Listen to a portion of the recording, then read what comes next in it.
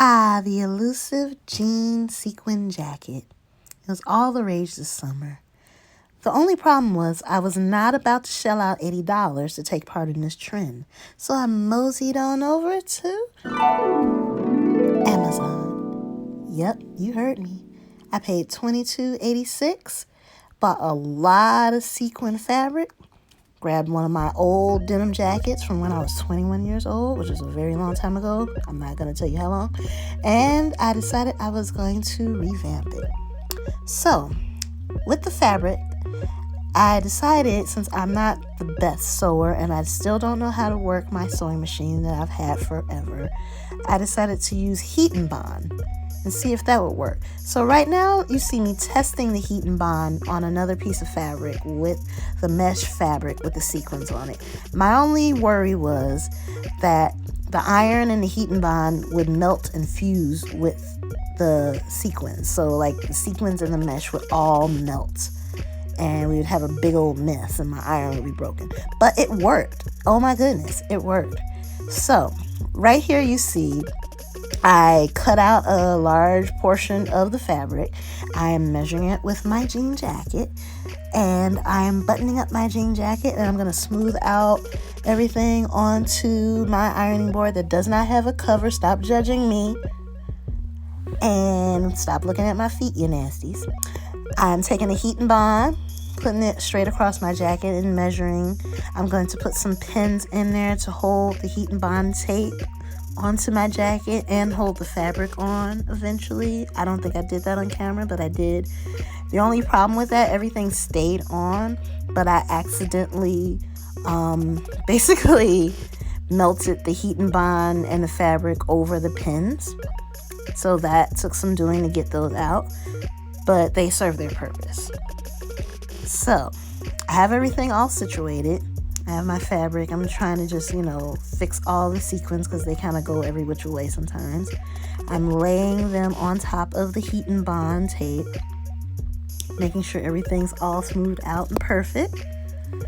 And yeah, doesn't it look beautiful already? Like, even if I just stop right there, it would look beautiful, but then I wouldn't be able to wear it anywhere, and it'd be stupid. So let's keep going. So let's see, I'm fixing everything, and you can't quite see on camera, it looks more pink, but actually they were called mermaid, and so they looked more blue in real life. They had little flecks of pink, but it looked more blue. So I'm grabbing my iron. It's obviously been preheated from the test earlier, so it's been like heating up the whole time. And I am just like holding it down on there to get the heat and bond to start fusing to the mesh part of the sequin fabric. I shimmied it around a little bit. I realized kind of late in the game, instead of just pressing, I just need to shimmy back and forth, shimmy. And I was also using the very front of the iron to make sure like little crevices, little small areas were actually fused and got some heat on them too. So this goes on for quite some time and my knees started to hurt. I probably should have had the ironing board propped up, but yeah. So as I'm doing this and shimmying them around, I'm trying to make sure the sequins are nowhere near it, because even though a couple of them got close to the iron and they didn't melt, I'm still a little paranoid about that. I didn't want them to melt at all. And it's working really, really amazingly though. Nothing's melting except for the heat and bond, which is what it's supposed to do. So that's awesome.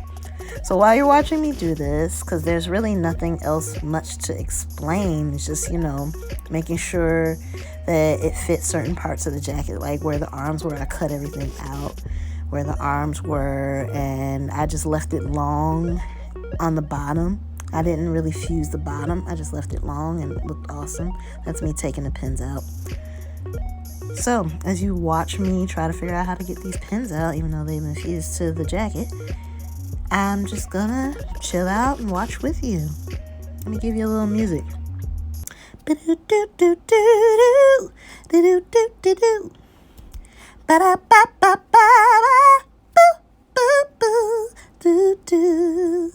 I'm still doing this? Yeah, this took a while. I forgot how long this took. Oh my goodness. So yeah, I cut out that little section so it had a little bit of a curve so it would fit under my arm so I wouldn't have like a problem putting my arms down. And as you can see right now, this is at the point where I realize, yes, shimming is the best option. Shimming it back and forth is definitely the best option. Everything was just going really, really well.